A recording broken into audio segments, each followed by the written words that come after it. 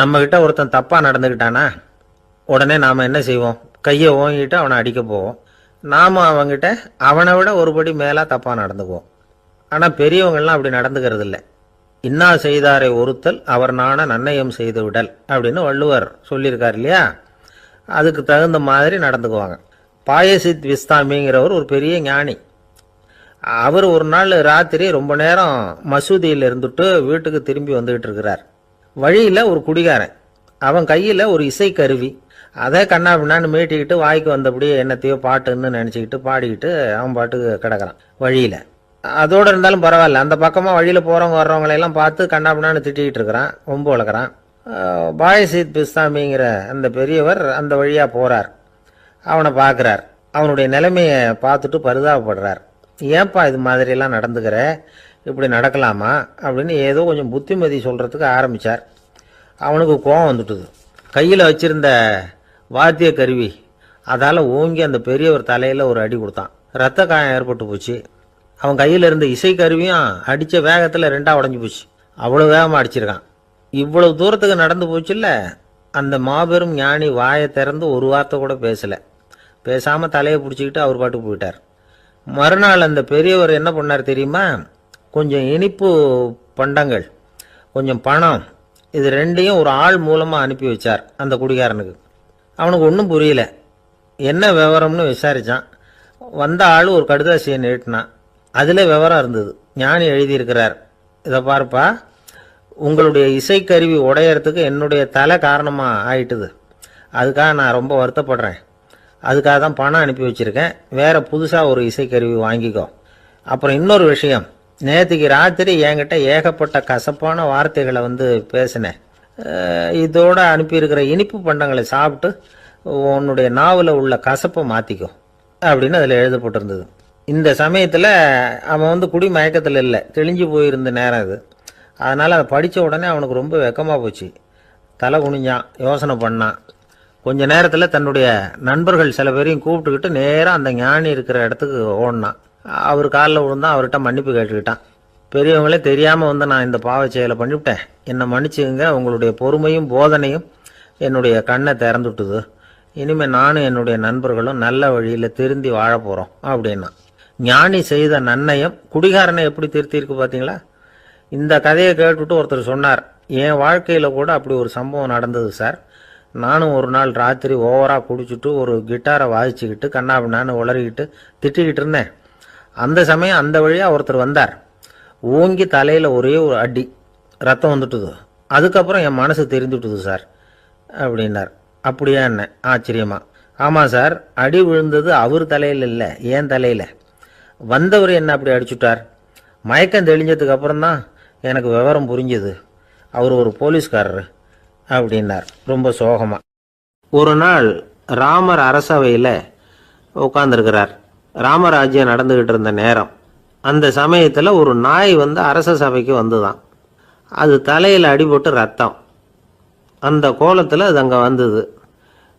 எல்லாரும் ஆச்சரியமாக அதை பார்த்தாங்க. ராமரும் அந்த நாயை பார்த்தார்.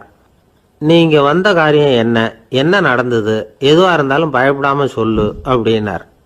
உடனே அந்த நாய் மெதுவாக சொல்ல ஆரம்பிச்சுதான். ஐயா, நான் தெருவில் போய்கிட்டு இருந்தேன். வழியில் ஒருத்தர் வந்தார். அவர் வேத சாஸ்திரம்லாம் படித்த பெரியவர். அவர் எந்த காரணமும் இல்லாமல் அவர் கையில் வச்சிருந்த குச்சியால் என் தலையில் அடிச்சுட்டார். அதுதான் தலையில் ரத்தம். இதை நீங்கள் விசாரித்து தகுந்த தீர்ப்பு வழங்கணும் அப்படின்னு தான் அந்த நாய். ராமர் பார்த்தார். உடனே தன்னுடைய காவலர்களை அனுப்புனார். அந்த ஆளை எங்கே இருந்தாலும் போய் கொண்டுகிட்டு வாங்க அப்படின்னு விட்டார். காவலர்கள் போனாங்க. அந்த ஆளை பிடிச்சி கொண்டு வந்துட்டாங்க. அரண்மனைக்கு வா அப்படின்னு சொல்லி கூப்பிட்டுட்டு வந்துட்டாங்க. என்ன நடந்ததுன்னு விசாரித்தார் ராமர். அதுக்கு அந்த ஆள் சொன்னார், நான் வீதி வழியாக வந்துக்கிட்டு இருந்தேன். குறுக்க இந்த நாய் வந்தது. நான் அவசரமாக போய்கிட்டு இருந்தேன். இது எனக்கு வழி விடாமல் குறுக்க பூந்து இடைஞ்சல் பண்ணிச்சு. எனக்கு கோபம் வந்துட்டுது. அதனால் அடிச்சுட்டேன். வேத சாஸ்திரம் படித்த நான் என் வசம் இழந்து கோபப்பட்டது பெரிய தப்பு தான். அதை நான் ஒத்துக்கிறேன். குற்றத்தை ஒப்புக்கொள்கிறேன். எனக்கு என்ன தண்டனை கொடுக்கணுமோ அதை கொடுங்க, ஏற்றுக்கிறேன் அப்படின்னு விட்டார். சரி, இப்போ அந்த ஆளுக்கு தண்டனை கொடுக்கணும். என்ன தண்டனை கொடுக்கறது யோசனை பண்ணார் ராமர். அதையும் அந்த நாய்கிட்டே கேட்டார். நீயே சொல்லு, என்ன தண்டனை கொடுக்கலாம் இவருக்கு அப்படின்னார். இதுக்கு அந்த நாய் என்ன சொல்லிச்சு தெரியுமா? இவரை ஏதாவது ஒரு கோயிலுக்கு தர்மகர்த்தாவா நியமனம் பண்ணிவிடுங்க, அதுதான் இவருக்கு சரியான தண்டனை அப்படின்னுது. இதை கேட்டதும் ராமர் முகத்தில் புன்னகை. ஆனால் அங்கே இருந்த மற்றவங்களுக்கெல்லாம் ஆச்சரியம். அது எப்படி, தப்பு செஞ்சவங்களுக்கு தண்டனை கொடுக்கறது தானே நியாயம், அதை விட்டுட்டு தர்மகர்த்தா பதவியை கொடுக்க சொல்லுதே இந்த நாய் அப்படிங்கிற ஆச்சரியம். இந்த சந்தேகத்தை அந்த நாய்கிட்டேயே கேட்டாங்க அங்கே இருந்தவங்க. இதுக்கு அந்த நாய் பதில் சொல்லிச்சான். நான் போன பிறவியில் ஒரு கோயிலுக்கு தர்மகர்த்தாவாக இருந்தேன். எவ்வளவோ கவனமாக எச்சரிக்கையாக தான் என்னுடைய கடமைகளை எல்லாம் செஞ்சுக்கிட்டு வந்தேன். அப்படி இருந்தாலும் சில சமயங்களில் என்னையும் மீறி கோயில் செல்வத்தை நான் அனுபவிக்கிறதுக்கு காரணமாயிட்டேன். ஒரு கோவிலுக்கு தர்மகர்த்தாவாக இருக்கிறவங்க எப்படியும் இந்த பாவத்திலேருந்து தப்பிக்கிறது கஷ்டம். அதனால தான் நான் இந்த பிறவியில் நாயாக பிறந்து இப்படி கஷ்டப்படுறேன். இதே நிலைமை இந்த ஆளுக்கும் ஏற்படணும் அப்படிங்கிறதுக்காக தான் அவரையும் ஒரு கோயிலுக்கு தர்மகர்த்தாவை நியமிக்கும்படி கேட்டுக்கிட்டேன் அப்படின்னு தான் இந்த நாய். இதிலேருந்து என்ன தெரியுது? எந்த பதவியில் நாம் இருந்தாலும் நமக்கு தெரியாமல் கூட அதை தவறாக உபயோகப்படுத்தக்கூடாதுங்கிறத இதிலேருந்து புரிஞ்சுக்கணும். இல்லைன்னா அடுத்த பிறவியில் நாயாக பிறந்து எங்கேயாவது போய் வாழை ஆட்டிட்டு நிற்க வேண்டியது தான். கோவில் வாசலில் 2 நாய் பேசிக்கிட்டு இருந்துதான். போன ஜென்மத்தில் நான் மனுஷனாக தான் இருந்தேன். ஒரு கோவில் பூசாரி பேச்சை கேட்டுவிட்டு அவரோட கூட்டு சேர்ந்துக்கிட்டு ஆண்டவன் போட்டிருந்த நகையெல்லாம் அபகரித்து என்கிட்ட கொடுத்தாரு அவர். நான் எடுத்துகிட்டு வந்துட்டேன். திருடினது அந்த ஆள் தான், எடுத்துக்கிட்டு வந்தது தான் நான். இருந்தாலும் நான் மட்டும் நாயாக பிறந்துட்டேன். இப்போ மட்டும் அந்த பூசாரி என்கிட்ட மாட்டினா கடித்து குதறி விடுவேன் அப்படின்னு தான்.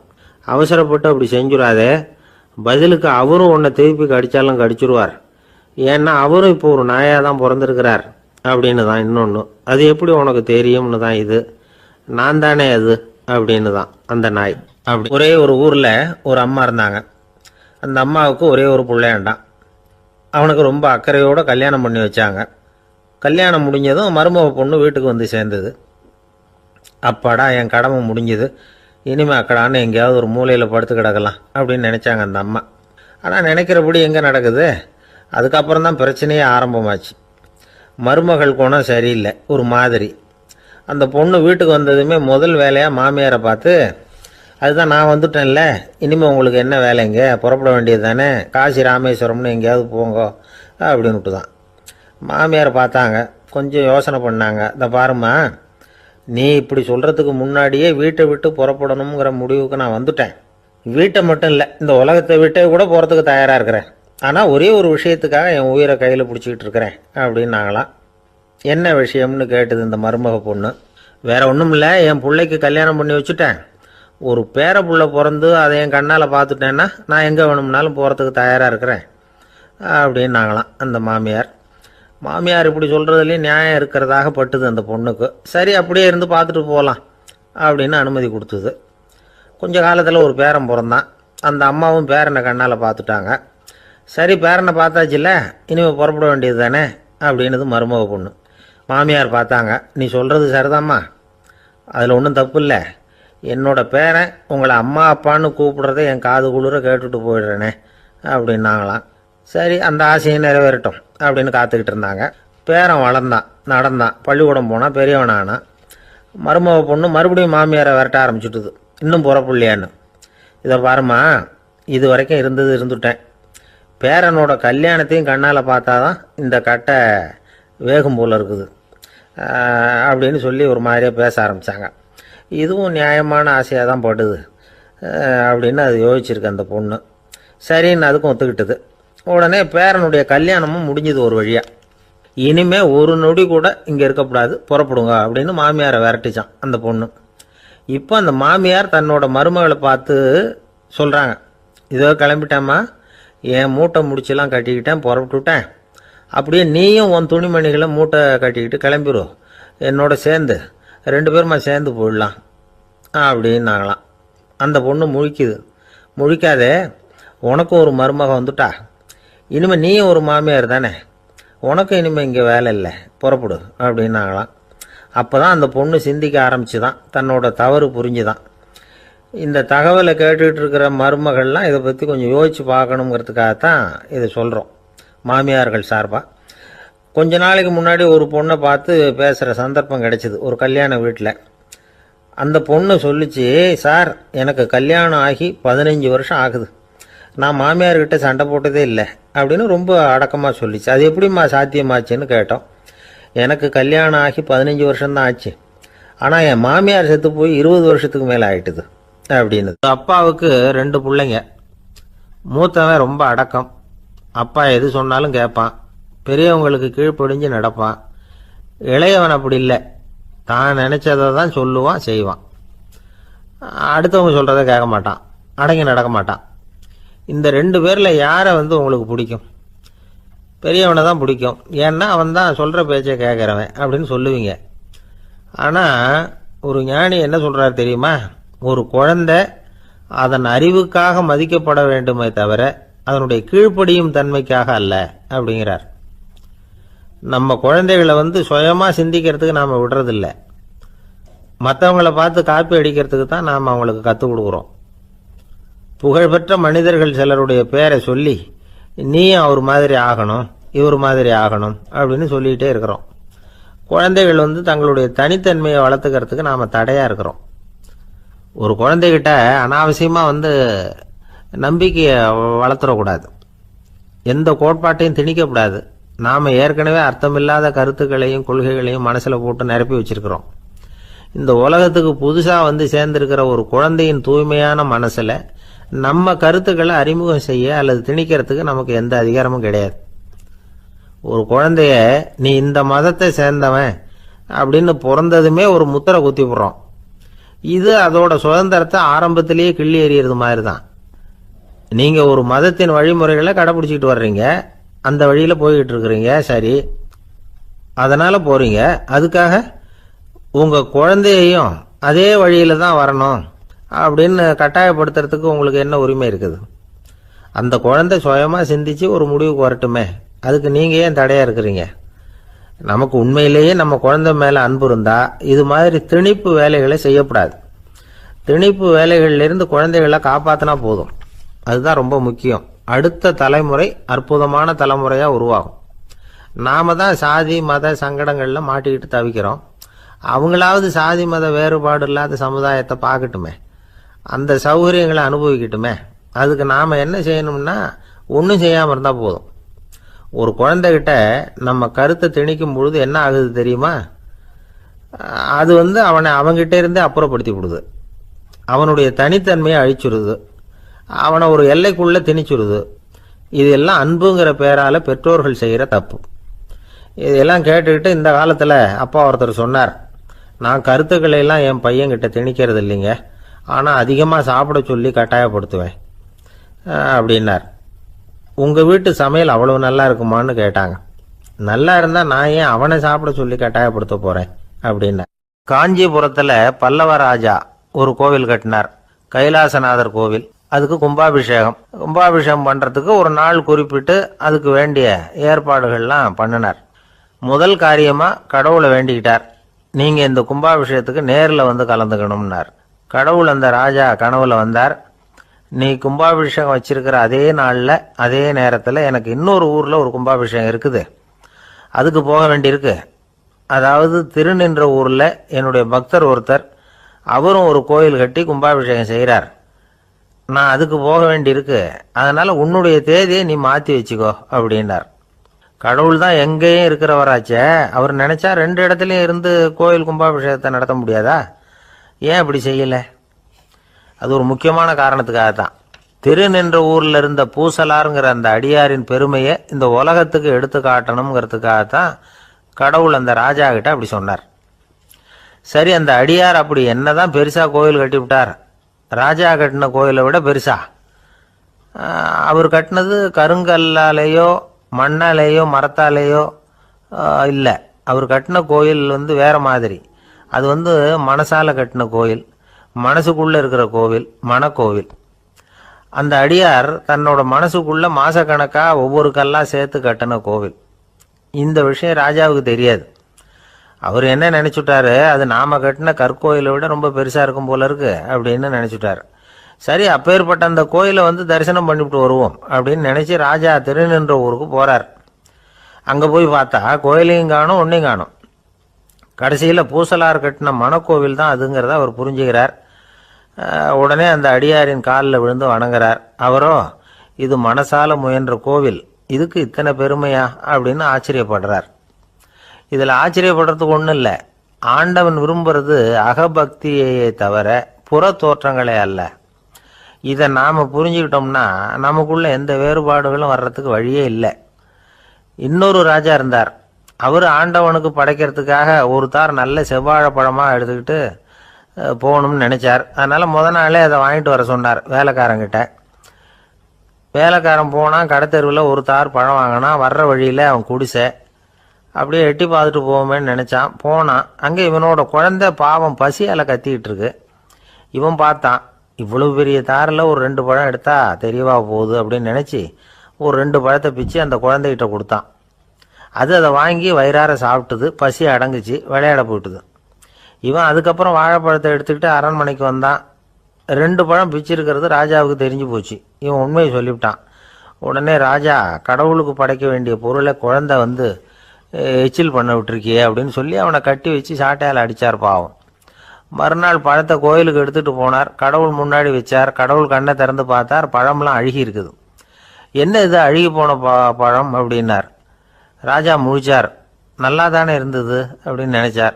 அப்போ கடவுள் அந்த ராஜா கிட்ட சொன்னாராம், இதை பார்ப்பா, இந்த தாரில் 2 பழம் தான் நல்ல பழம். அந்த 2 பழங்களையும் நேத்திக்கே நான் சாப்பிட்டுட்டேன் அப்படின்னாராம்.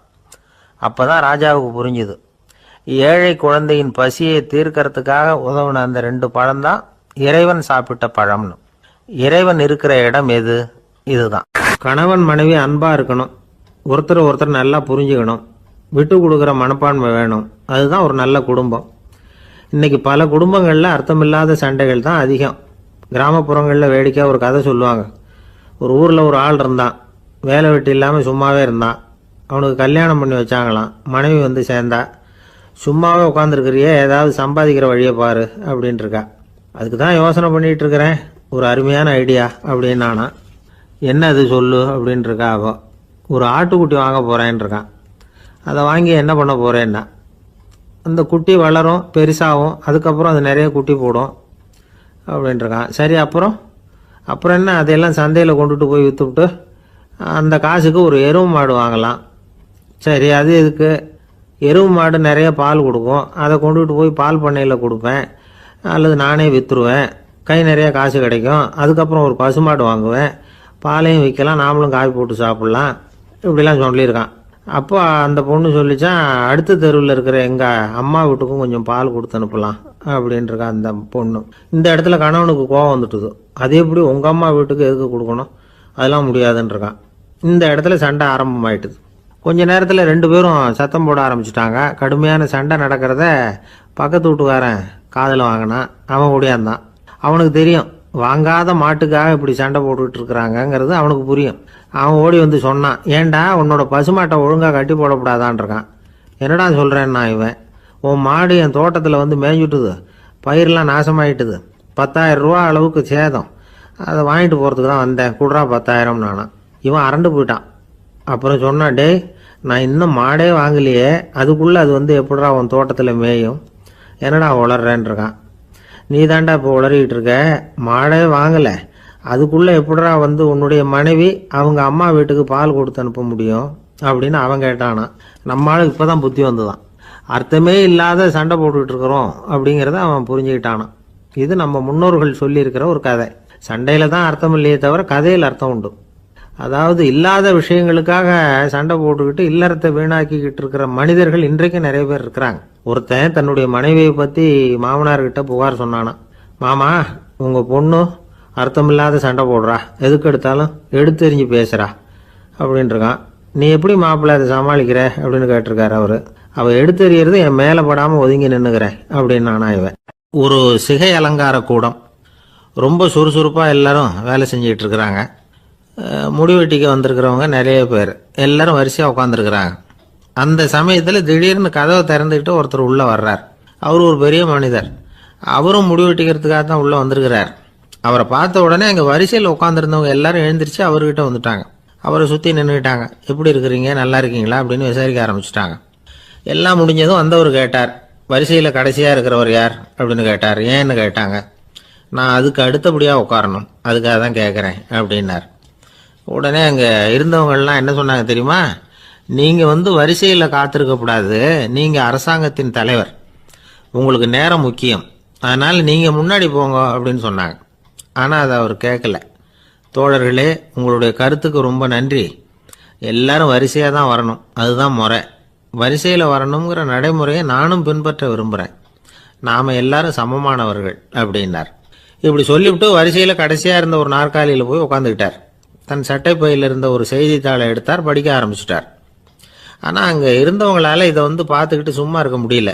ஒருத்தர் எழுந்திரிச்சு வந்தார். ஐயா, இப்போ என்னுடைய முறை வந்திருக்குது, நான் தான் போக வேண்டிய முறை. உங்களை இங்கே காத்திருக்க வைக்கிறத விட ஒரு 5 ஆண்டுகளுக்கு கூட நான் முடிவெட்டிக்காமே இருந்துட முடியும் அப்படின்னார். அவர் மறுபடியும் சொன்னார், ஐயா, நீங்கள் வரிசை முறையை தாண்டி போக விருப்பப்படல, சரி, ஆனால் என்னுடைய முறையை மாற்றி கொடுக்கறதுக்கு எனக்கு முழு உரிமை இருக்குது. இதுக்கு பதிலாக உங்களுடைய கடைசி இடத்த நான் எடுத்துக்கிறேன், இதை நீங்கள் மறுக்க முடியாதுன்னார். அங்கே இருந்த மற்றவங்களும் இதை ஒரு மனசாக வற்புறுத்த ஆரம்பிச்சிட்டாங்க. அந்த பெரிய மனிதர் பார்த்தார், சரின்னு கடைசியாக ஒத்துக்கிட்டார். அவர் யார் தெரியுமா? அவர் தான் மாவீரர் லெனின். ரஷ்யாவில் கிரெம்ளின் சிகை அலங்கார கூடத்தில் தான் இது நடந்தது. எல்லாரும் இந்நாட்டு மன்னர்கள்னு வாயளவில் பேசுறதுல என்ன பிரயோஜனம்? நாம் எல்லாரும் சமம்ங்கிறத நடைமுறையில் கடைபிடிச்சி காட்டினவங்க கொஞ்சம் பேர் தான். அவங்களில் ஒருத்தர் தான் லெனின். வரிசையில் நின்று வர்றதுங்கிறது ஒரு சிறந்த பண்பு, உயர்ந்த பண்பு. இன்றைக்கி பல இடங்களில் அது நமக்கு தேவைப்படுது. ஒரு ரேஷன் கடைவாசல், கடை திறக்கிறதுக்கு முன்னாடியே எல்லாரும் வரிசையில் நின்றுட்டாங்க. கடைசியாக வந்த ஒருத்தர் கியூவில் முன்னாடி போகிறதுக்கு முயற்சி பண்ணுறார். ஏற்கனவே நின்றுட்டு இருக்கிறவங்க அவரை முன்னாடி போகிறதுக்கு விட மாட்டேங்கிறாங்க. கடைசியாக போய் நில்லையா அப்படின்னு எல்லாரும் கத்துறாங்க. அது அவர் காதில் வாங்கலை. முண்டி அடிச்சுக்கிட்டு முன்னாடி போகிறதுக்கே முயற்சி பண்ணிகிட்டு இருக்கிறார். எல்லாரும் சேர்ந்து அவரை வலுக்கட்டாயமாக இழுத்து கொண்டாந்து பின்னாடி கொண்டு போய் நிறுத்திவிட்டாங்க. நிறுத்திவிட்டு சொன்னாங்க, இதை பாருப்பா, நாங்கள் இருக்கிற வரைக்கும் நீங்கள் முன்னாடி போய் எதையும் வாங்க முடியாது, தெரிஞ்சுக்கோ அப்படின்னாங்க. இப்போ அந்த ஆள் சொன்னாராம், நான் இங்கே பின்னாடி நிற்கிற வரைக்கும் நீங்களும் எதுவும் வாங்க முடியாது அப்படின்னாராம். ஏன்னு கேட்டிருக்கிறாங்க. நான் தான் அந்த கடையை திறக்க வேண்டிய ஆள். லோகமானிய பாலகங்காதர திலகர் இருந்தார்ல, அவருக்கு 15 வயசுலேயே கல்யாணம் நடந்துதான். மனைவி பேர் தபிபாய். ரொம்ப பெரிய குடும்பத்து பொண்ணு, நல்ல குணம். அவங்க குடும்பம் நடத்திக்கிட்டு இருக்கிறாங்க. அந்த காலத்தில் திருடர்கள் பயம் அதிகம். இந்த காலத்தில் மட்டும் என்னன்னு கேட்குறீங்களா? நீங்கள் கேட்குறது நியாயம்தான். இருந்தாலும் இந்த காலத்து திருடனுக்கும் அந்த காலத்து திருடனுக்கும் ஒரு முக்கியமான வித்தியாசம் உண்டு. அதாவது அந்த காலத்து திருடன்லாம் நியாயம் அநியாயம் பார்க்கறது உண்டு, இந்த காலத்தில் அப்படி பார்க்கறது இல்லை. அந்த காலத்தில் திருட வர்றவங்கள்ட்ட கூட ஒரு தார்மீக உணர்வு உண்டாம்.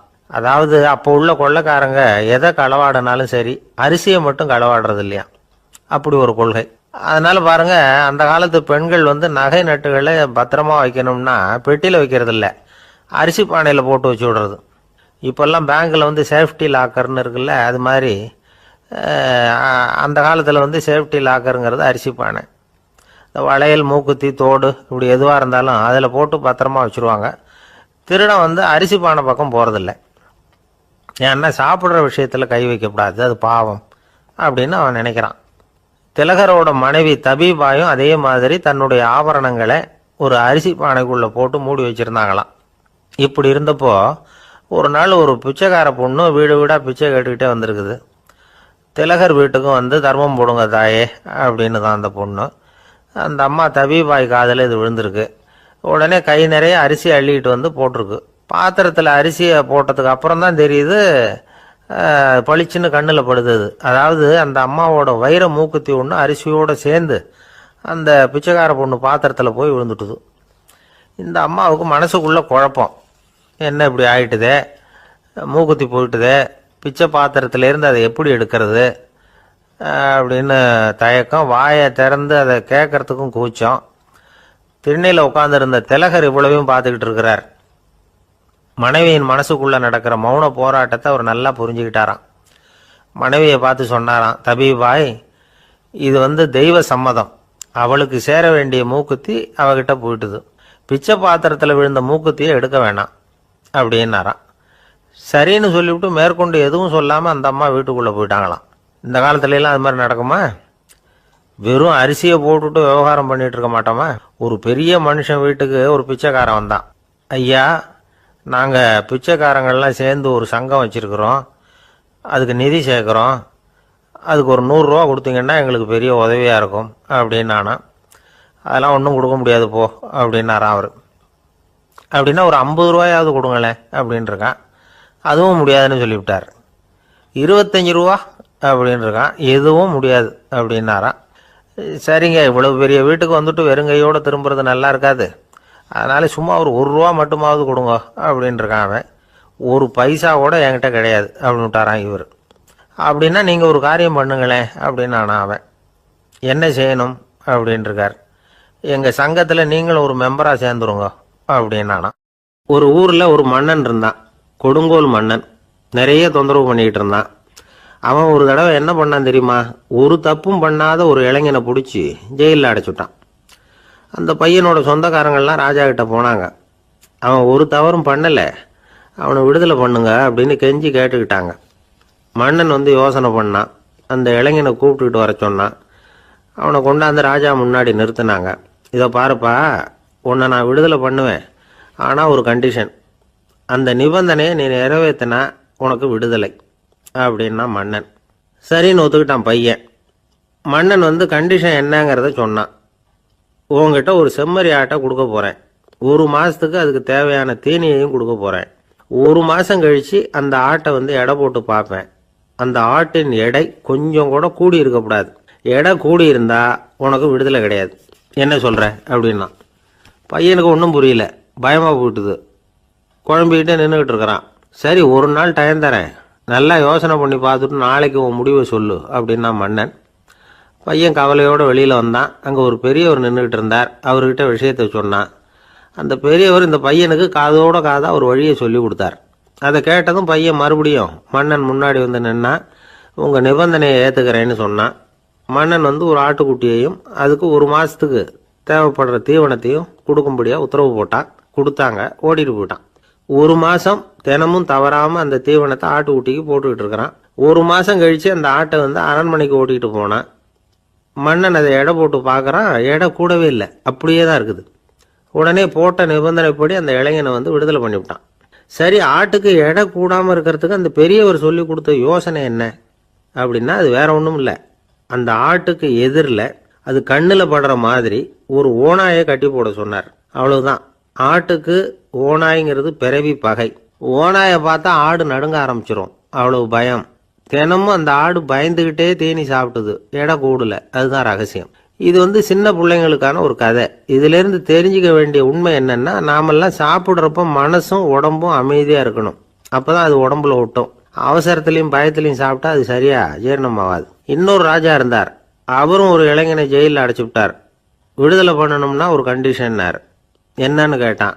ஒரு ஆட்டுக்குட்டியை அவன் முன்னாடி கொண்டாந்து நிறுத்துவேன், நீ அதுக்கிட்ட ஒரு கேள்வி கேட்கணும், அதுக்கு சரியான பதிலை சொல்லணும். அப்படி செஞ்சுட்டா உனக்கு விடுதலைன்னார். இளைஞன் யோசனை பண்ணி பார்த்தான். சரின்னு ஒத்துக்கிட்டான். அது பிரகாரமே ஆட்டுக்குட்டியை பதில் சொல்ல வச்சுட்டான். என்ன நடந்தது தெரியுமா? ஆட்டுக்குட்டியை கொண்டாந்து நிறுத்தினாங்க. இவன் மெதுவாக அதுக்கிட்ட போனான். அது காதுகிட்ட போய் ஏப்ரலுக்கு அடுத்த மாதம் என்ன மாதம்னு கேட்டான். அது உடனே மேன்னு கத்திச்சு. இவன் விடுதலை ஆயிட்டான். ஒரு பெரியவர்கிட்ட பேசிக்கிட்டு இருந்தேன். அவர் என்கிட்ட ஒரு கேள்வி கேட்டார். திருடர்கள் எத்தனை வகை தெரியுமா உனக்கு அப்படின்னார். இதுதான் அவர் கேட்ட கேள்வி. எதுக்காக என்ன பார்த்து அந்த கேள்வி கேட்டார் தெரியல. இருந்தாலும் நான் வந்து அவருக்கு பதில் சொன்னேன். திருடர்களில் வந்து எத்தனையோ வகை உண்டுங்க. கார் திருடன், சைக்கிள் திருடன், முகமூடி திருடன், எப்படி சொல்லிகிட்டே போகலாம். இருந்தாலும் என்னுடைய சிற்றறிவுக்கு எட்டின வரையில் திருடர்களை வந்து 2 வகையாக பிரிக்கலாம் அப்படின்னு நினைக்கிறேன். ஒன்று ராத்திரியில் திருடுற திருடன், இன்னொருத்தன் பகலில் திருடுற திருடன். அதாவது பகல் திருடன், ராத்திரி திருடன் அப்படின்னு பெரியவர் சிரித்தார். என்ன சிரிக்கிறீங்களே? என்ன, கள்வர்கள் 4 வகை அப்படின்னு ஆரம்பித்தார். எப்படின்னு கேட்டேன். சாப்பாட்டுக்கு இல்லாமல் திருடுறாங்க பாருங்க, அது ஒரு வகையான். சாப்பாட்டுக்கு இருந்தும் திருடுறாங்க பாருங்க, அது ஒரு வகையான். இதை தவிர இன்னும் ஒரு 2 வகை திருட்டு உண்டு. அது என்னன்னா, ஆண்டவன்கிட்ட இருந்து நாம திருடுற திருட்டு, இன்னொன்று என்னன்னா, நம்மகிட்ட இருந்து ஆண்டவன் திருடுற திருட்டு அப்படின்னார். எனக்கு ஒன்றும் புரியல. என்ன சார் இது, ஆண்டவனையே வந்து திருடன்னு சொல்கிறீங்களே அப்படின்னு ஆச்சரியமா. ஆமாங்க, ஆண்டவனை வந்து கல்வன்னு சொல்கிறது இல்லையா. காஞ்சிபுரத்துக்கு பக்கத்தில் திருக்கார்வனம் அப்படின்னு ஒரு ஊர் இருக்குது. அங்கே உள்ள பெருமாளுக்கு வந்து கல்வர்னு தான் பேர். அது மட்டும் இல்லை, திருமங்கை ஆழ்வார் தம்முடைய திரு நெடுந்தாண்டகத்தில் கார்வனத்துள்ளாய் கல்வா அப்படின்னு தான் அழைக்கிறார் அப்படின்னு நிறைய உதாரணம்லாம் சொல்ல ஆரம்பித்தார். அதுக்கப்புறம் அவர்கிட்ட பேசி நான் புரிஞ்சுக்கிட்ட விவரங்களை தான் நான் இப்போ உங்ககிட்ட சொல்ல போகிறது. அதாவது அவர் சொன்ன முதல் வகை திருடர்கள் வந்து சாப்பாட்டுக்கு இல்லாமல் திருடுறவங்க. இவங்களை வந்து திருத்தி போடலாம். சாப்பாட்டுக்கு இருந்தும் பணம் சேர்க்கணுங்கிற ஆசையால் பொய் கணக்கெல்லாம் எழுதுறாங்க பாருங்க, அவங்க தான் ரெண்டாவது வகை. மூணாவது வகை திருட்டு தான் மிகப்பெரிய திருட்டு. இறைவனுக்கு சொந்தமானதை நம்முடையதுன்னு நினைக்கிற திருட்டு. எது இறைவனுக்கு சொந்தமானது அப்படின்னா ஆத்மா. பகவானுக்கு சொந்தமான ஆத்மாவை நம்முடையதுன்னு நினைக்கிறது தான் அந்த மாபெரும் திருட்டு. இதுக்கு பேர் தான் ஆத்மாபகாரமா. சரி, இதுக்கு பரிகாரம் என்ன? எல்லாம் இறைவனுடையது, நமக்கு ஒன்றும் இல்லை அப்படின்னு நினைக்கிறது தான் இதுக்கு பரிகாரம். இதெல்லாம் இருக்கட்டும். நாலாவது திருட்டு ஒன்று சொன்னோம்ல, ஆண்டவன் நம்மகிட்ட இருந்து திருடுறது. அது எப்படி? ஆண்டவனை வந்து கல்வன்னு சொல்கிறாங்க, அது சரி. அவர் என்னத்தை திருடினார்? இப்போ இன்னொருத்தருக்கு சொந்தமான ஒன்றை எடுத்து வச்சுக்கிறது தான் கள்ளத்தனம். ஆனால் ஆண்டவன் எடுத்துக்கிட்டோம்னா இருக்கிறது எல்லாமே அவனுக்கு சொந்தம். அப்படி இருக்கிறப்போ அவரை எப்படி கல்வன்னு சொல்கிறது? இது என்ன புரியாமல் இருக்குதே அப்படின்னு சொல்லி பார்த்தா அதுக்கும் விளக்கம் சொல்கிறாங்க அவங்க. அதாவது ஆண்டவனுக்கு வந்து உருவமே கிடையாது, அரூபமாக இருக்கிறவன், அதாவது உருவம் இல்லாமல் இருக்கிறவன். அப்படி உள்ள பகவான் வந்து நம்மளை மாதிரி உருவத்தில் இருக்கிறான். நம்மளை மாதிரியே கையை காலு மூக்கெல்லாம் இருக்குது ஆண்டவனுக்கு. இந்த உருவம் நம்மகிட்ட இருந்து திருடினது தானே. அவன் வந்து தன்னுடைய உண்மையான திருமேனியை வந்து நமக்கு காட்டாம, அதாவது தரிசனம் கொடுக்காம இருக்கிறது கள்ளத்தனம் தானே. அதனால தான் இதுவும் ஒரு பெரிய திருட்டு, இருக்கிறதுலே மிகப்பெரிய திருட்டு அப்படிங்கிறார். என்கிட்ட பேசிக்கிட்டு இருந்தார், இந்த விஷயம்லாம் சொல்லிட்டு இருந்தாரு இந்த பெரியவர். அதாவது திருட்டை வந்து ஆன்மீக நோகத்தில் அவர் பார்க்குறார். நம்ம பார்வையில் இதை விட அபூர்வமான திருட்டுலாம் இங்கே உண்டு, அபூர்வமான திருடர்களும் உண்டு. ஒரு திருடன் சிறையிலிருந்து விடுதலையாகி வெளியில் போனான். கொஞ்ச நாளில் மறுபடியும் திரும்பி ஜெயிலுக்கு வந்துட்டான். அப்போது சிறை அதிகாரி அவனுக்கு வந்து அறிவுரை சொன்னாராம். ஏன்பா இப்படி அடிக்கடி தப்பு பண்ணிவிட்டு ஜெயிலுக்கு வந்துவிடுறியே, உனக்கு சொந்த பந்தம் எதுவும் இல்லையா? உனக்கு அப்பா அண்ணன் தம்பிகள் அவங்க கூட எல்லாம் சேர்ந்து வாழணுங்கிற ஆசை இல்லையா அப்படின்னு கேட்டிருக்கார். அவங்களோட சேர்ந்து வாழணுங்கிற ஆசை எனக்கு நிறைய உண்டுங்க சார் அப்படின்னு அவன். அப்புறம் எதுக்கு இப்படி ஜெயிலுக்கு வந்துவிடுற அப்படின்னாரான் அவர். அவங்க எல்லாருமே இங்கே தானே சார் இருக்காங்க அப்படின்னு அவன். பாவங்களை நீக்கும் 5வது பாடல். மாயனை மண்ணு வடமதுரை மைந்தனை, தூய பெருநீர் யமுனை துறைவனை, ஆயர் குலத்தினில் தோன்றும் அணிவிளக்கை, தாயைக் குடல் விளக்கம் செய்த தாமோதரனை, தூயோமாய் வந்து நாம் தூமலர் தூவித் தொழுது, வாயினால் பாடி மனத்தினால் சிந்திக்க, போய பிழையும் புகுதருவான் நின்றனவும், தீயினில் தூசாகும் செப்பேலோர் எம்பாவாய். மாயம் வல்லவனும் நிலைபெற்ற வடமுதுரையில் வந்து பிறந்தவனும், தூய்மையான பெரிய யமுனை நதியில் விளையாடியவனும், ஆயர்கள் குலத்திலே வந்து தோன்றிய இரத்தின தீபம் போன்றவனும், தாயாகிய யசோதையின் பெற்ற வயிற்றை பெருமைப்படுத்தி தாமோதரன் என்று பெயர் பெற்றவனுமாகிய கண்ணனை, தூய்மையான மனத்தோடு சென்று தூவுகின்ற மலர்களை அவன் திருவடிகளில் இட்டு வணங்கி, வாயினால் அவன் புகழை பாடி, மனத்தினால் அவனை தியானித்து வழிபட்டால் நமது பிழைகள் யாவும் நீங்கும். வந்து சேர இருக்கும் வினைகளும் நம்மை நெருங்கா, அவை தீயில் இட்ட பஞ்சுபோல் பொசுங்கி மறைந்து போகும். எனவே அவன் திருப்பெயரை சொல்லுங்கள் என்று அழைக்கிறாள் ஆண்டாள். மாயனை, மாயையில் வல்லவன் மாயோன். அவன் பலவிதமான ஆச்சரியமான அற்புதங்களை செய்யக்கூடியவன். எத்தனையோ அசுரர்கள் விதவிதமான வடிவங்கள் எடுத்து அழிக்க வந்தபோது அவர்களோடு பலவிதமான விளையாடலை நிகழ்த்தியவன். எனவே வியப்புக்குரிய செயல்களை செய்கிறவனை மாயோன் என்று அழைப்பது வழக்கம். பழைய தமிழ் பெயர் திருமாலுக்கு உரியது மாயோன் என்று அழைக்கப்படுகிறவன். ஒரே நேரத்தில் எங்கும் இருக்கக்கூடிய அற்புதம் செய்கிறவன். ஆயர்பாடியிலே ஒவ்வொருவரோடும் குரவை கூத்தாடுகிற போது ஒரு கோபிகைக்கு ஒரு கண்ணன் என்று ஒரே நேரத்தில் ஒவ்வொருவரோடும் இருந்தவன். அது மட்டுமல்ல, பகவத்கீதையில் எனது மாயை வெல்ல முடியாதது என்று பேசுகிறார். அந்த இடத்தில் மாயை என்பது பிரபஞ்ச சிருஷ்டி, பேர் இயக்கம், இந்த பிறப்பின் ரகசியம், கண்ணனுடைய பல்வேறு லீலைகள், இப்படி மாயன் என்ற சொல்லுக்கு நிறைய பொருளாயிற்று. அப்படி மாயனாயிருக்கிறவன் மைந்தனாய் ஆகியிருக்கிறான். வடமதுரை மைந்தனே. அற்புதங்களை செய்யக்கூடிய அடங்க முடியாத மாயன் அடக்கத்திற்குரிய மைந்தனாக மாறியிருக்கிறான். தமிழிலே மகன், மைந்தன் என்று பல்வேறு சொற்கள் மகனை குறிக்கும். வீட்டுக்கு மட்டும் உரியவன் மகன், நாட்டுக்கே உலகிற்கே உரியவன் மைந்தன். ஆகையால் மாயனை, நிலை பெற்ற வடமுதுரையிலே வந்து தலைவனாக விளங்குகின்ற மைந்தனை, ஊருக்கென்று வாழுகிறவனை, தூய பெருநீர் யமுனை துறைவனை. யமுனைக்கு தூய என்ற அடைமொழி எதனாலே? அதன் தெளிவு அல்லது ஆழம் அல்லது அகலம், இது எல்லாவற்றையும் விட உரையாசிரியர்கள் ஒரு நயம் சொல்வார்கள். கோதாவரியை சீதை விழித்து தன்னை காப்பாற்றும்படி அழைத்தபோது ராவண பயத்தினாலே கோதாவரி எந்த உதவியும் செய்யவில்லை. ஆனால் இந்த யமுனையோ வசுதேவர் கண்ணனை சுமந்து கொண்டு வருகிற காலத்திலே வழிவிட்டு மிகப்பெரிய நன்மை செய்தது. ஆகையால் இது தூய பெருநீர் என்று ஆயிற்று. அந்த தூய பெருநீர் யமுனை துறைவன். ஒரு நதி எவ்வளவு பெரிய நதியாக இருந்தாலும் பயன் கிடையாது, துறை முக்கியம். நீங்கள் பெரிய பெரிய நதியிலே நீராட வேண்டும் என்றால் படித்துறை என்று ஒரு துறை இருந்தால் தானே நீங்கள் அந்த நதியிலே நீராடி அனுபவிக்க முடியும். இறைவன் பெரியவனாகவே இருந்தாலும் கூட கண்ணன் என்று ஒரு துறை, வைணவம் என்று ஒரு துறை, அதில் கிருஷ்ண அவதாரம் என்கிற ஒரு துறை, ஆண்டாளின் திருப்பாட்டு என்று ஒரு துறை, இப்படி துறை இருந்தால் மட்டுமே குளிப்பது எப்படி, அனுபவிப்பது எப்படி? வெறும் ஆற்றிலே போய் நீராடி விட முடியுமா? அந்த துறை முக்கியம். அந்த யமுனை துறைவன் என்ற சொல்லிலே இருக்கிற அழகு, கோபியரோடு உமிழ்ந்து விளையாடிய தேக சம்பந்தம் உடைய நதி என்று அந்த நதிக்கு பெருமை எழுதினார்கள். ஆயர் குலத்தில் தோன்றும் அணிவிளக்கு, அந்தகாரத்தில் தீபம் போல படிப்பறிவு வழக்கை இடக்கை அறியாத ஆயர் குலம், அந்த குலத்திலே அவன் ஒளிவிளக்காக விளங்குகிறார். வைகுந்தத்திலே இருந்தால் அங்கு எல்லோரும் நித்திய சூரிகள் பிரகாசமாய் இருக்கிறார்கள். ஆனால் ராமனே வந்து பிறந்த போது கூட அவன் வெங்கதிரோன் குலத்துக்கோர் விளக்காய் தோன்றியவன் என்கிறார் குலசேகரர். எனவே அது பகல் விளக்கு, இது இரவு விளக்கு.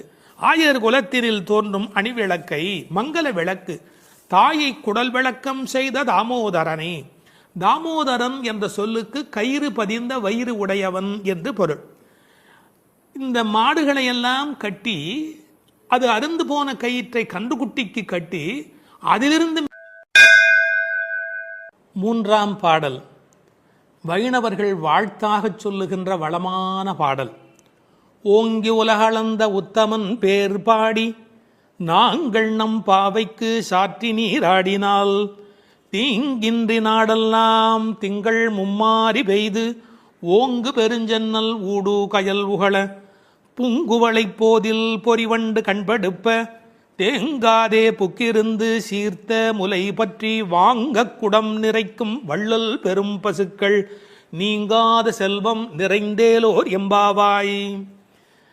மாவலி இடத்தில் வாமனனாய் 3 அடி மண் கேட்டு போன திருவிக்கிரமனாக உயர்ந்த அந்த அவதாரத்தை முதல் பேசுகிறார்கள். அவனை உத்தமன் என்று சொல்லுகிறாள். அவரது திருநாமங்களை பாடி பரவி இந்த பாவை நோன்பு நோற்று நீராடினால் நாடெல்லாம் மாதம் 3 மழை பெய்யும், நெற்பயிர்கள் ஓங்கி வளரும். விளைந்த அந்த சென்னற் பயிர்களின் ஊடே கிடக்கும் நீரில் கயல் மீன்கள் துள்ளி விளையாடும். பூத்துள்ள குவளை மலர்களிலே அழகிய வண்டுகள் உறங்கி மகிழும். நீர்வளத்தால் நிலவளம், அதாவது வள்ளல் தன்மையுடைய பெரும் பசும் கூட்டங்கள் எங்கும் நிறைந்திருக்கும். மடிகனத்த காரணத்தால் தொட்ட மாத்திரத்தில் குடம் குடமாக அந்த பசுக்கள் கொடுக்கின்ற வள்ளல் பெரும் பசுக்கள். இத்தகைய செல்வச் செழிப்பு என்றும் நீங்காது நிலைத்திருக்கும் என்று வாழ்த்துகிறாள் இந்த 3வது பாடலிலே. ஓங்கி உலகளந்த உத்தமன். குள்ளமாக வந்தவன், ஆனால் ஓங்கி உலகத்தை அளந்த திரிவிக்கிரமனாக மேலே உயர்ந்தவர். இதில் நாம் சிந்திக்க வேண்டிய பகுதி ஒன்று இருக்கிறது. இந்த உலகத்தில் வாழ்கிற மனிதர்கள் 3 வகை: அதமன், மத்தியமன், உத்தமன். தன்னலம் மட்டுமே கொண்டு வாழ்கிற மிக கீழானவர்கள் அதமன். தானுண்டு தன் குடும்பம் உண்டு என்கிற ஒரு எளிய வட்டத்துக்குள் வாழ்கிறவன் மத்தியமன். பிறருக்காக வாழ்பவன், அவசியமென்றால் பிறருக்காக தாழ்பவன் எவனோ அவனே உத்தமன்.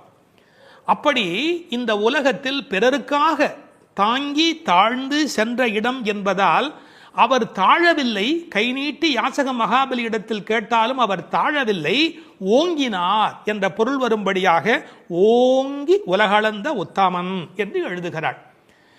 அவருடைய திருவடி இந்த உலகம் முழுவதும் பட்டதாம், உயிர்குலம் முழுவதும் பட்டதாம். ஏன்? இதற்கு உரையாசிரியர்கள் ஒரு அழகான வார்த்தை சொல்வார்கள். உறங்குகிற போது மாதா பிரஜையை அணைத்தபடி படுத்திருப்பாள் ஸ்பரிச சுகத்திற்காக. ஒரு அம்மா குழந்தைய பக்கத்தில் வைத்துக்கொண்டு படுக்கிற போது அப்படியே அந்த குழந்தை மேலே கை வைத்து கொண்டு படுத்திருப்பாள். என்ன சுகம்! அந்த குழந்தையும் நிம்மதியாக தூங்கும், அந்த தாயும் நிம்மதியாக சந்தோஷப்படுவாள். அப்படி தாய் குழந்தையை அணைப்பது போல இந்த உயிர்களை அணைப்பதற்காக பெருமான் தன் திருவடியை இந்த பூமியிலே வைத்தானாம். ஓங்கி உலகளந்த உத்தமன் என்கிறாள். நாமத்தின் பெருமையினை பேறு பாடி என்கிறாள். அதை பின்னொரு இடத்திலே நாம் விளக்கமாக பார்க்கலாம்.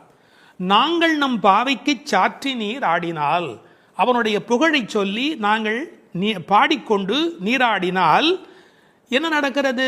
ஒரு விஷயம். கடவுளை அடைவதற்கு யாகம் செய்ய வேண்டும், தவம் செய்ய வேண்டும், மந்திரம் செய்ய வேண்டும் என்று 100கணக்கான நிபந்தனைகளை எல்லாம் உலகத்தில் சொல்கிறார்கள். எங்கள் ஆண்டாள் அன்னையோ மிக எளிமையான வழி சொல்லுகிறாள். பேசாமல் நீங்கள் அவனுடைய பெயரை சொல்லிக்கொண்டு குளியுங்கள். நாங்கள் நம் பாவிக்கு சாற்றி நீராடினால். குளிப்பதை போன்று எளிமையானது கடவுளை அடைவது என்கிற ஒரு அற்புதமான பொருளை சொல்கிறாள். சடங்குகளுக்குள் சிக்கிக்கொண்டு சங்கடப்படாதீர்கள்.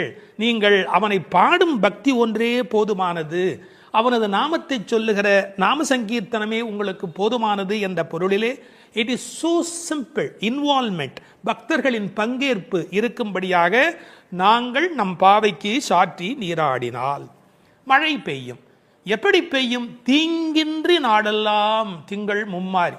இப்போதெல்லாம் வானிலை அறிக்கை சொல்லுகிறவர்கள் இந்த மாவட்டத்தில் பெய்யும், அந்த மாவட்டத்தில் கனமழை பெய்யும், இந்த மாவட்டத்தில் தூறல் போடும், இந்த மாவட்டத்தில் பெய்யாமலேயே போகும் என்று விட்டு விட்டு விட்டு விட்டு மழை பெய்வதை பற்றி பிட்டு பிட்டு பிட்டு பிட்டு வைத்துக் கொண்டிருப்பார்கள். ஆனால் எங்கள் ஆண்டாள் அப்படி அல்ல. தீங்கின்றி நாடெல்லாம் திங்கள் மும்மாறி பெய்யும். ஒரு இடத்துல கூட பஞ்சம் இருக்கக்கூடாது. எல்லா பக்கமும் மழை கொட்டு கொட்டு கொட்டு என்று கொட்டி, ஆனால் தீங்கு இருக்கக்கூடாது. வரக்கேடும் வெள்ளக்கேடுமாய் என்பார்கள். பெய்மழை வேண்டும், பேய்மழை வேண்டாம். அளவாக பெய்ய வேண்டும், வாழ வைக்கக்கூடிய அளவிலே பெய்ய வேண்டும். மாதம் மும்மாறி, திங்கள் மும்மாறி பெய்து என்கிறார். 9 நாள் வெயிலும் 1 நாள் மழையுமாய் என்று உரை எழுதுவார்கள். மண்ணினுடைய வயிறு உள்வாங்கக்கூடிய வகையில வெயில் காய வேண்டும், பிறகு ஒரு மழை பெய்ய வேண்டும், வெயில் காய வேண்டும், பிறகு ஒரு மழை பெய்ய வேண்டும்.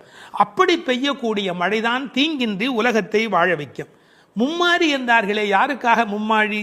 வேதம் போதிய வேதியர்க்கு ஒரு மழை, நீதி மன்னர் நெறியினர்க்கு ஒரு மழை, மாதர் கற்புடை மங்கையர்க்கு ஒரு மழை என்று 3 மழை பெய்யும். மழை என்றால் சாதாரணமானதா? மழைதான் மண்ணின் தாய்ப்பால்.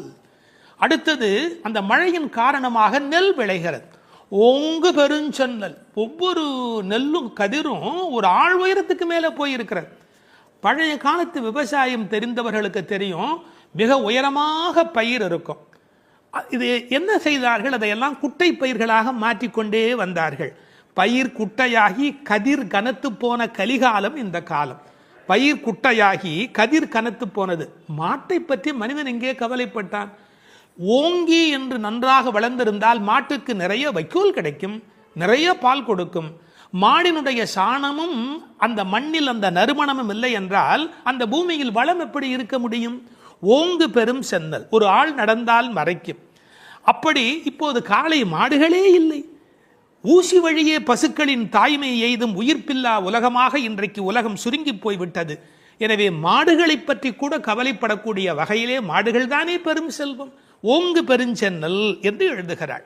பிறகு பூங்குவளை போதில் அங்கு வளர்ந்திருக்கிற குவளைப்பூக்கள், அதில் புள்ளிகள் உடைய வண்டு படுத்திருக்கிறது, பொறிவண்டு கண்படுப்ப, அவை தூங்கி கொண்டு இருக்கின்றன.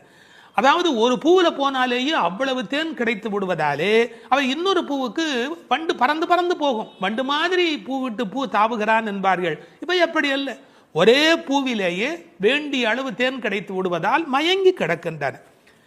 வண்டுகள் அப்படி இருக்கின்றன. மாடுகள் எப்படி இருக்கின்றன? தேங்காதே புக்கிருந்து சீர்த்த முலை பற்றி, கொஞ்சம் கூட அதில் பால் நிற்பதில்லை, அது பாட்டுக்கு கொட்டி கொண்டே இருக்கிறது. கரப்பின்றி கறக்கும். தமிழிலே கரப்பு என்று இடையினர பயன்படுத்தினால் வஞ்சனையாக வைத்துக் கொள்ளுதல். கரப்பு என்றால் வலிந்து அதிலிருந்து பாலை எடுத்தல். கரப்பின்றி கறக்கக்கூடிய பசுக்கள் இவை. ஒழித்து வைத்துக் கொள்வதே இல்லை. தேங்காது புக்கு இருந்து சீர்த்த புகை பற்றி, கனத்த மடி, அப்படி தொட்டால் போதும் அந்த குடத்தை தானே நிறைத்து விடுகின்றன. வாங்க, அது பாத்திரத்தை மாற்றி இன்னொன்று வைக்கணும், அவ்வளவுதான். வாங்க குடம் நிறைக்கும் வள்ளல் பெரும் பசுக்கள். கேட்டு கொடுக்கிறவர்களை வள்ளல் என்று சொல்ல மாட்டார்கள்.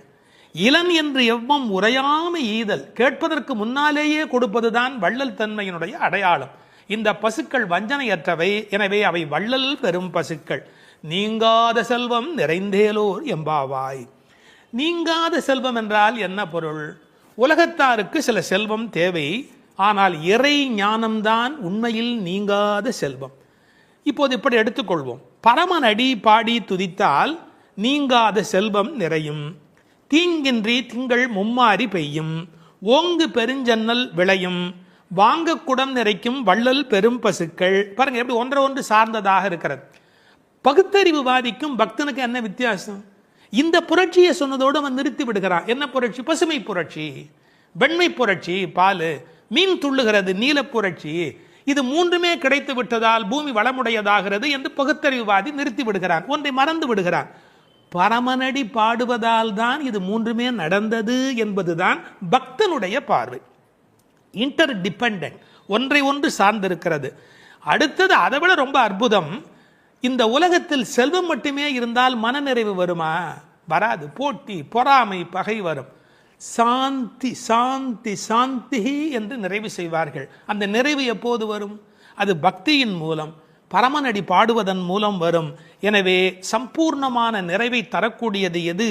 நிறைந்து ஏலோர் எம்பாவாய். அந்த நிறைந்து என்பது சம்பூர்ணத்தை குறிப்பது. மழை எப்படி பெய்கிறது?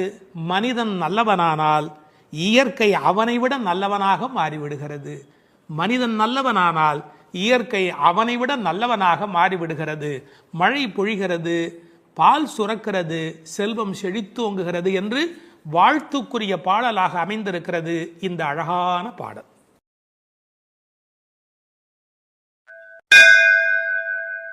மழை உலகில் எப்படி பெய்ய வேண்டும் என்று சொல்கிற 4வது பாடல். ஆழிமழை கண்ணா ஒன்று நீ கைகரவேல், ஆழியுள் புக்கு முகந்து கொடு ஆர்த்தேரி, ஊழி முதல்வன் உருவம் போல் மெய்கருத்து, பாழியம் தோளுடை பத்மநாபன் கையில் ஆழி போல் மின்னி, பலம் புரி போல் நின்றதிர்ந்து, தாழாதே சார்ங்கம் உதைத்த சரமழை போல் வாழ உலகினில் பெய்திடாய், நாங்களும் மார்கழி நீராட மகிழ்ந்தேலோர் எம்பாவாய். மார்கழி நோன்பு நோர்க்கும் காலத்தை முதல் பாட்டால் சொல்லி, நோன்பு செய்யும் முறையை 2ஆம் பாடலால் விளக்கி, அதன் பயனாய் மழை பொழியும் என்பதை 3ஆம் பாடலால் கூறி, இப்போது மழை எப்படி பொழிய வேண்டும் என்று இந்த பாடலால் விளக்குகின்றார். மழை வேண்டும் என்று ஆண்டாள் கூற, மழைக்கடவுள் அம்மா நான் எப்படி பொழிய வேண்டும் என்று கேட்கிறானாம். மழை பொழிய வேண்டிய முறையையும் ஆண்டாள் நியமிக்கிறார். பெரும் மழை பொழிய காரணமான தலைவனே, ஆழி மழைக்கு அண்ணா, உன்னிடம் நாங்கள் கேட்பது இதுதான்.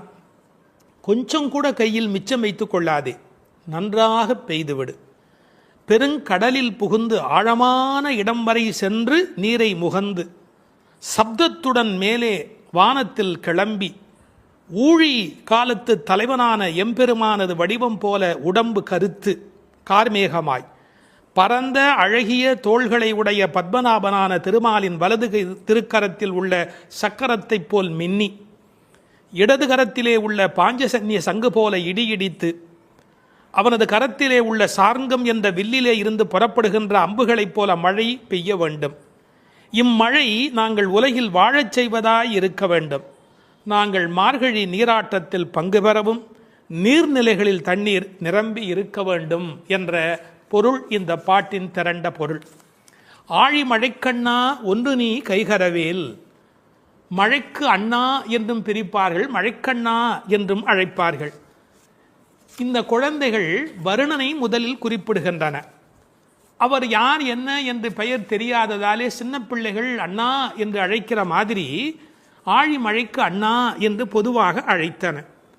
கடலுக்கு எத்தனையோ பெயர் இருந்தாலும் ஆழி ஏனென்றால் ஆழமானது என்று பொருள். முன்னீர், புணரி, வாரி என்று எத்தனையோ பெயர் உண்டு. ஆற்று நீர், ஊற்று நீர், மழைநீர் என்று மூன்றும் தங்கி இருப்பதாலே அது முன்னீர். நதிகள் கடலில் முடிகின்றன என்பது கண்ணுக்கு தெரிந்த உண்மை. நதிகள் கடலில் முடிகின்றன என்பது கண்ணுக்கு தெரிந்த உண்மை. ஆனால் கடலிலிருந்தே ஆரம்பமாகின்றன என்பது நாம் கண்டறிய வேண்டிய உண்மை. இந்த உலகத்தில் எல்லோரும் கண்ணுக்கு தெரிந்த உண்மைகளை பார்க்கிறார்கள், கண்டறிய வேண்டிய உண்மைகளை பற்றி கவலைப்படுவதில்லை. இதில் விஞ்ஞானமும் இருக்கிறது, மெஞ்ஞானமும் இருக்கிறது. மேகம் உறிஞ்சி மழையை கொண்டு வந்து கொட்டுகிறது. எனவே வருணனுக்கு உத்தரவு பிறப்பிக்கிறாள். இந்த மேகம் எப்படி இருக்க வேண்டும் என்று விளக்கம் சொல்லுகிறாள். ஸ்ரீ பிரதிவாதி பயங்கரம் அண்ணங்கராச்சாரிய சுவாமிகளை போன்ற பெரியவர்கள் இங்கு மேகம் என்று குறிப்பது ஆச்சாரிய பெருமக்களை என்று அழகான ஒரு அர்த்தம் கொடுப்பார்கள். ஒரு 7-8 விளக்கங்கள் சொல்லலாம் என்றாலும் ஒரு 4-5 நாம் பார்க்கலாம். உப்பு தண்ணீர் கடல் அதை மதுரமான நீராக மேகம் மாற்றி விடுகிறது.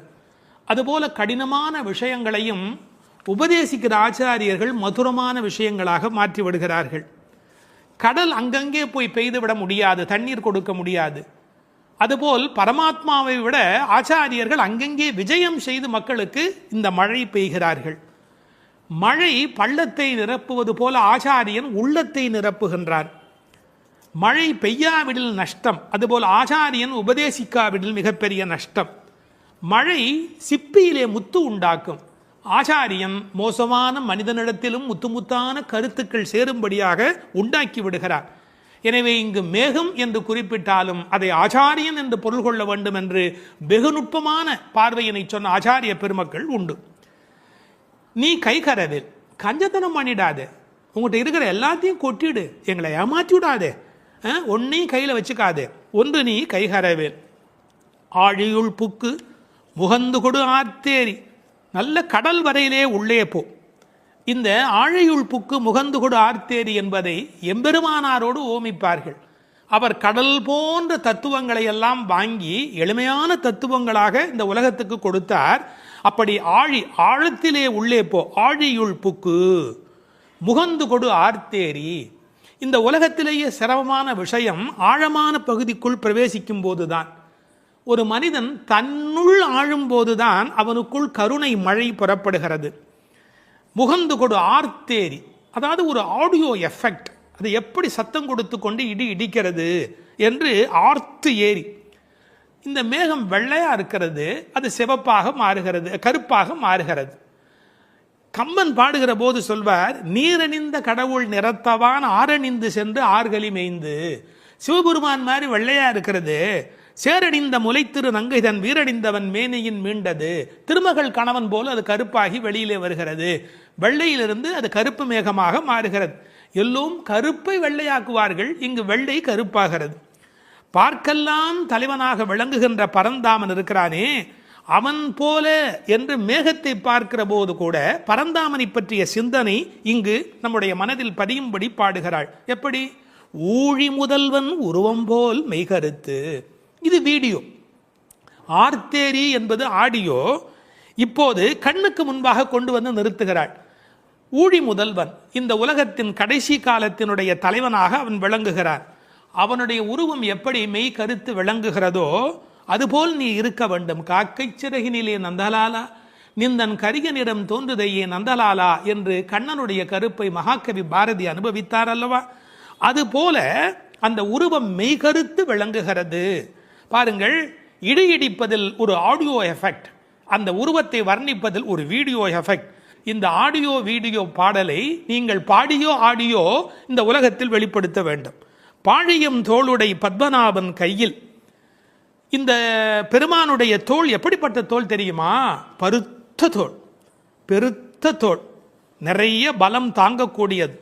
கம்பன் பாடுகிறார், ராமனுடைய தோள்களை பாடுகிற போது, குன்று போன்றுயர் தோளில் கொற்றதில் ஒன்று தாங்கினான் உலகம் தாங்கினான். அந்த ஒரு தோள் போதும் உலகத்தையே தாங்கிறதுக்கு அப்படின்னு, குன்று போன்றுயர் தோளில் கொற்றவில் ஒன்று தாங்கினான் உலகம் தாங்கினான் என்று பேசுவார் கவிச்சக்கரவர்த்தி கம்பர். நாபியில ஒரு தாமரை இருக்கிறது, அதில் பிரம்மா இருக்கிறார், இருமடி ஆகு பெயராக இவருக்கே பத்மநாபன் என்கிற பெயர் இந்த உலகத்தில் பொருந்தி வருகிறது. இந்த மின்னல் மின்னுகிறது, இடி இடிக்கிறது, அதுவும் பெருமாளுடைய சங்கு சக்கரங்களைப் போல அவளுக்கு காட்சி அளிக்கிறது. அந்த சக்கராயுதம் எப்படி ஒளி உடையதாக மின்னிக்கொண்டு வருகிறதோ, திருஆழி ஆழ்வான் விரோதிகள் இருக்கும் இடமெல்லாம் போய் எப்படி அழிக்கிறதோ அதுபோல அந்த மின்னல் மின்ன வேண்டும். அது பெருமானுடைய ஆயுதத்திலே ஒன்று. வலம்புரி போல் நின்றதிருந்து அந்த சங்கு போல, வலம்புரி சங்கை போல, படைவோர் பூக்கு முழங்கும பாஞ்ச சன்னியமும் பல்லாண்டு. அந்த சங்குக்கு எவ்வளவு பெரிய ஏற்றம்! உண்பது சொல்லில் உலகளந்தான் வாயமுதம், கண்படை கொள்ளில் கடல் வண்ணன் கைத்தலத்தே என்று எப்போதும் பெருமாளோடு ஸ்பரிசம் அனுபவித்துக் கொண்டிருக்கிற அந்த சங்கு, வலம்புரி சங்கு, அதுபோல் நின்று அதிர்ந்து அந்த சங்குநாதம் போன்ற ஒரு பெரிய ஒலியை எழுப்பி, தாழாதே சார்ங்கம் உதைத்த சரமழை போல் பெய்திடாய். மழை எப்படி பெய்யணும்? அடம் மழை, அப்படியே சரமழை மாறி பெய்யணும். ராமசரம் எப்படி புறப்பட்டதோ, சார்ங்கம் என்ற வெள்ளிலே இருந்து அது எப்படி விடாமல் வந்து கொண்டே இருந்ததோ ராவணனை பார்க்கிற காலத்திலே, அப்படி இந்த மழை அடைமழையாய் பெய்ய வேண்டும். எதற்காக? நாங்களும் மார்கழி நீராட மகிழ்ந்தேலோர் எம்பாவாய். இந்த உலகத்தில் நாடெங்கும் வாழ கேடொன்றும் இல்லை என்பார்கள். எல்லாரும் நல்லா இருந்தால் நாமும் நல்லா இருக்க போகிறோம் இல்லையா? அதனால் இந்த உலகத்தில் எல்லோரும் நன்றாக இருக்க மார்கழி நீராட மகிழ்ந்து நாங்களும் மகிழ்ச்சியாக இருந்து விட்டு போகிறோம். இந்த ஓமை இருக்கிறது, இது ஓமை அணி இலக்கணத்திலே தலை சிறந்த 4 செய்திகளை உள்ளடக்கியது. எப்படி அந்த மழை பெய்ய வேண்டும் என்று சொல்லுகிற செய்தியில, உருவம் போல் மெய்கருத்து என்றால் அது மெய் ஓமை. ஆழி போல் மின்னி வலம்புரி போல் நின்றதிர்ந்து என்பது வினை ஓமை. சரமழை போல் என்று பேசியது பயன் ஓமை. அணி இலக்கணத்திலே வினை, பயன், மெய், உரு என்ற 4 வகை பெற வந்த ஓமை தோற்றம் என்று ஓமை அணிக்கு எத்தனை சிறப்பு சொல்வார்களோ எல்லாம் பொருந்தும்படியாக தமிழில் ஏற்றம் மிகுந்த பாடல் இந்த பாடல்.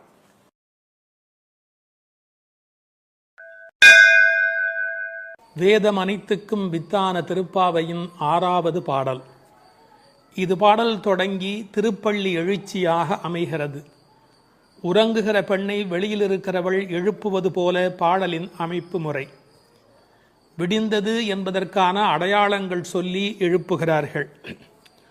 புள்ளும் சிலம்பினகான் புள்ளரையன் கோயிலில் வெள்ளை வெளிசங்கின் பேரரவம் கேட்டிலையோ, பிள்ளாய் எழுந்திராய் பேய் முலை நஞ்சுண்டு கள்ளச்சகடம் கலக்கழிய காலோச்சி, வெள்ளத்து அரவில் துயில் அமர்ந்த வித்தினை உள்ளத்து கொண்டு முனிவர்களும் யோகிகளும் மெல்ல எழுந்து ஹரி என்ற பேரரவம் உள்ளம் புகுந்து குளிர்ந்தேலோர் எம்பாவாய்.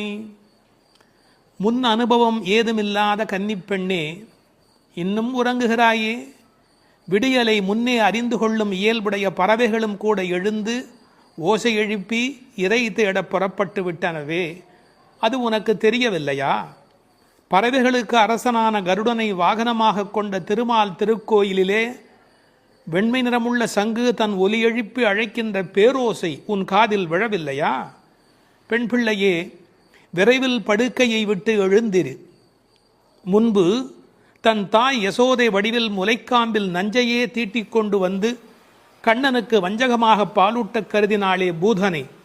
அவளிடம் பால் பருகுவது போல முலையுண்டு அவள் உயிரையும் உண்டானே கண்ணன். முன்பு கள்ளத்தனமாக சக்கரமாக அவன் முன் தோன்றினானே சகடாசுரன். அவனை தன் திருவடிகளை உயர்த்தியே உதைத்து அவன் கலக்கம் அடைந்து அழிந்து போனானே அந்த கண்ணன்.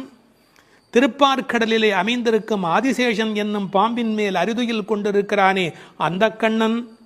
இவ்வுலக உற்பத்திக்கு மூல காரணமான அந்த கண்ணனை தம் உள்ளத்திலேயே இடைவிடாது தியானித்து கொண்டிருக்கும் முனிவர்களும் இறைவனை எளிதில் அடையும் யோகம் போன்ற உபாயங்களையும் செய்து கொண்டிருக்கும் யோகியர்களும் அலுங்காது அசையாது மெதுவாக நிதானமாக எழுந்து ஹரி ஹரி என்று திருமாலை எண்ணிப்பாடும் பேரோசை உன்னுடைய காதுகளில் கேட்கவில்லையா? ஆனால் இவ்வோசைகள் எல்லாம் எங்கள் செவி வழி புகுந்து உள்ளத்திற்கு குளிர்ச்சி தருகின்றனவே.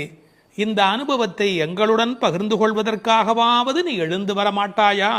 இது பாடலின் திரண்ட பொருள். புள்ளும் சிலம்பினகான் புள்ளரையன் கோயிலில். புள்ளும் சிலம்பினகான் என்பது இயற்கையின் அழைப்பு. காலையிலே பறவைகள் ஒலி எழுப்புகின்றன.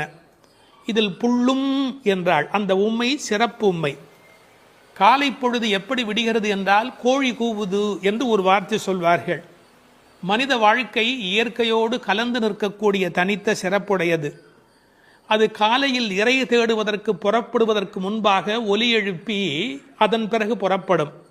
இறை தேடும் போதே இறை தேடு என்பதுதான் மனிதனுக்கும் விலங்குக்கும் இருக்கிற வித்தியாசம். அதனால் இறை தேடி அது எழுப்புகிற ஒலியை கேட்ட மாத்திரத்தில் இறை தேடி வல்லினரா இறை தேடி நாம் அந்த பெருமானை நினைக்க வேண்டாமா என்ற அர்த்தத்தில் புள்ளும் சிலம்பின என்றாள். தமிழிலே சிலம்புதல் என்றால் ஒலி எழுப்புதல் என்று பொருள். அதிகாலை எழுவதை மனிதன் பறவைகளிடமிருந்து கற்றுக்கொண்டான் என்கிறார்கள். அது மட்டுமல்ல, பறவைகள் மனிதனுக்கு எச்சரிக்கை உணர்வை ஊட்டக்கூடிய ஒரு அடையாளம். ஒரு காலத்தில் காடுகளில் மனித இனம் வாழ்ந்த காலத்தில் பதுங்கி வரும் பாய்ச்சல் மிருகங்கள் குறித்து எச்சரிக்கை ஒலி எழுப்பும் இயல்பு பறவைகளுக்கு உண்டு. எனவே பறவைகளின் ஒலியை பார்த்து வருகிற நன்மை தீமைகளை மனிதன் உணர்கிற பழக்கம் அன்று தொட்டிருந்திருக்கிறது. எனவே வெளியில் விடுகிற விடியலுக்கு அடையாளமாக சொன்னாலும் பறவை ஒலிக்கும் மனித இனத்துக்கும் சம்பந்தம் இருக்கிறதே. புள்ளும் சிலம்பினகான். புல் அரையன் கோயில், பறவைகளுக்கெல்லாம் தலைவன் கருடன். அந்த கருடன் கோயிலிலே, அதாவது திருமாலுடைய திருக்கோயிலிலே சங்கு ஒலி எழுப்பி அழைக்கிறார்களாம். வெள்ளை வெளிசங்கின் பேரரவம் கேட்டிலையோ. வெள்ளை விழிசங்கு அது ரொம்ப தூய்மையான சங்கு. வெறும் நிறம் மட்டுமல்ல, அது எல்லா வகையிலுமே தூய்மையுடைய ஒன்று, வெண்மையுடைய ஒன்று.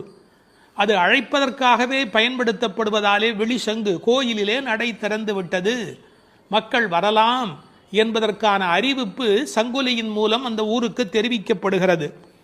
எனவே கோயில் அழைப்பு வந்துவிட்டதே, நீ எழுந்திருக்க வேண்டாமா? பேரரவம் கேட்டிலையோ. பறவையின் சப்தம் கூட சின்ன சின்னதாக போயிருக்கலாம். இது எத்தனை பெரிய ஒலி, சங்கு ஒலி எழுப்புகிறார்களே, ஊருக்கே கேட்க வேண்டும் என்று எழுப்புகிறார்களே, உனக்கு தெரியவில்லையா? சங்குக்கும் ஆண்டாளுக்கும் இடையில் இருக்கிற தொடர்பு நாச்சியார் திருமொழி நன்கு படித்தவர்களுக்கு தெரியும்.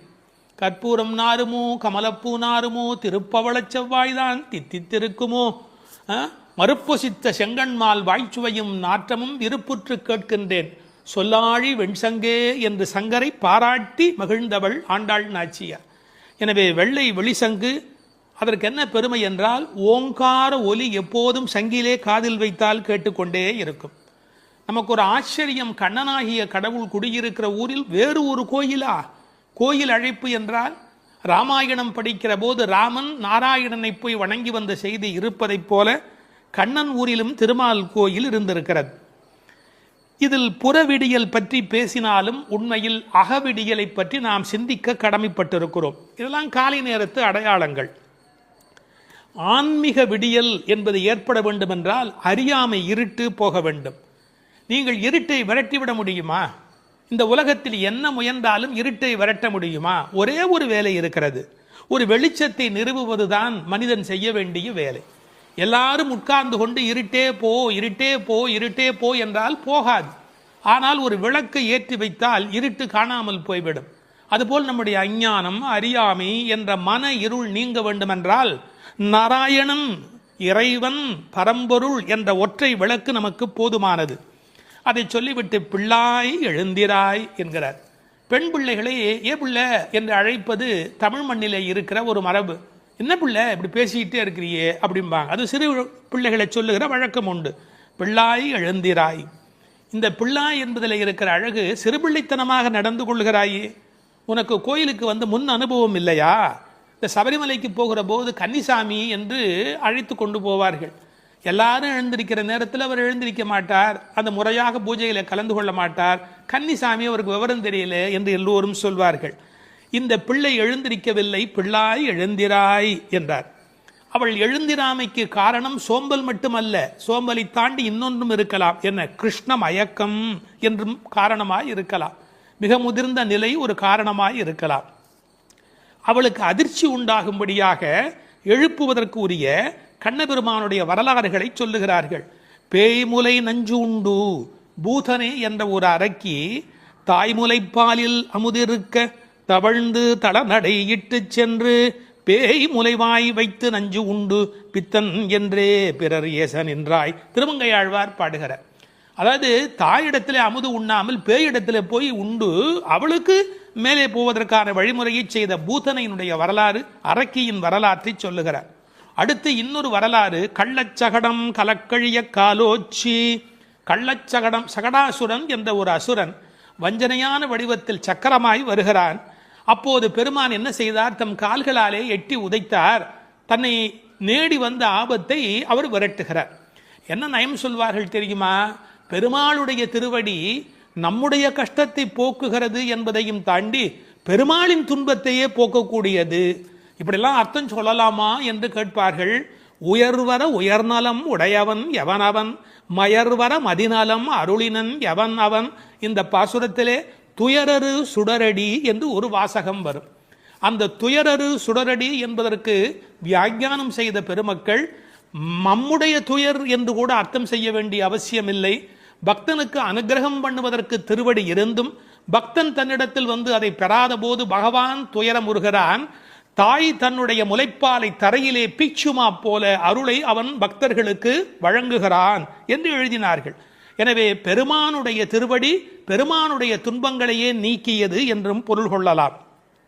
மனிதர்களுக்கு ஒவ்வாதது ரெண்டு காரம், ஒன்று அகங்காரம், மமகாரம். அப்படி தோன்றிய அசுரர்களை அவன் அழித்திருக்கிறான். வெள்ளத்தரவில் துயிலமர்ந்த வித்து, இந்த உலகத்துக்கெல்லாம் மூலமான வித்து.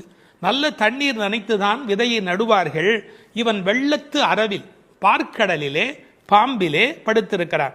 வெள்ளை வெள்ளத்தின் மேலொரு பாம்பின் மிசை கள்ள நித்திரை கொள்ளும் பரமன் என்பார்கள். நீர் குளிர்ச்சி, பாம்பு குளிர்ச்சி, அந்த குளிர்ச்சிக்கு மேல் குளிர்ச்சியாக கண்ணபெருமானுடைய தோற்றம் குளிர்ச்சி. முதல் தனி வித்தேயோ என்று நம்மாழ்வார் பாடுவார். ஆலமர் வித்தின் அரும் குரலன் என்று கம்பர் பாடுவார். விச்சி இன்றி விளைவது இல்லை என்று பகலாதனுடைய சரித்திரத்தை பாட வந்த இடத்திலே கவி சக்கரவர்த்தி கம்பன் பாடுகிறார். இந்த உலகத்துக்கெல்லாம் ஒரு மூல விதை உண்டு, அந்த விதை இறைவன் என்பதை புரிந்து கொள்ள வேண்டும். உள்ளத்து கொண்டு முனிவர்களும் யோகிகளும் ஹரி ஹரி ஹரி என்ற தியானம் செய்து கொண்டு மனத்தால் வணங்குகிறவர்கள், தியானம் செய்கிறவர்கள் முனிவர்கள். சரீரம் மனம் எல்லாவற்றையும் கொண்டு கிரியைகள் மூலமாக செய்கிறவர்கள் யோகிகள். எப்படி எழுந்திருக்கிறார்கள்? மெல்ல எழுந்து. ஒரே எழுதினார்கள், கர்ப்பிணி பெண் குழந்தைக்கும் நோகாமல் தனக்கும் நோகாமல் எப்படி மெல்ல எழுவாளும். அதாவது உள்ளத்திலே இருக்கிற பெருமாளுடைய தலைப்பூ ஆடாது, தலைப்புனா தலையில் வைத்திருக்கிற பூ கூட அசையாதபடி அப்படி எழுவார்களாம் அவனுடைய அடியார்கள். ஹரி என்ற வாசகத்தோடு எழுகிறார்கள். ஹரி என்ற